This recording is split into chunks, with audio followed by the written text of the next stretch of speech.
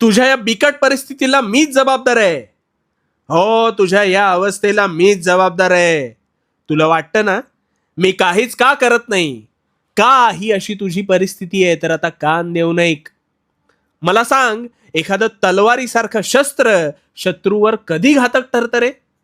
तू म्हणशील त्याला धार असल्यावर, पण माझ्या आयुष्याला समाधानाची धार मात्र नाही.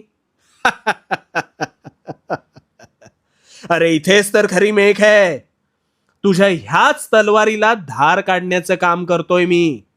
हो, तुझ्या ह्याच तलवारीला धार काढण्याचं काम करतोय मी.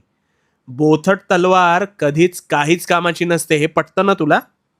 ह्याच साठी अट्टाहास सुरू आहे.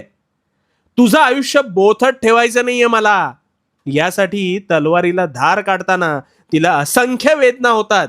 अक्षरशः अग्निदिव्यातून जावं लागतं रे. तेव्हा कुठे धारदार होते ना ती. आणि मग अशी धारदार तलवारच सर्वांवर भारी पडते. पण हीच तलवार जर म्यानात तशीच पडून राहिली तर तिची धार पुन्हा संपुष्टात येते. आणि म्हणून तुझ्या आयुष्याला धार काढण्याचं काम करतोय मी.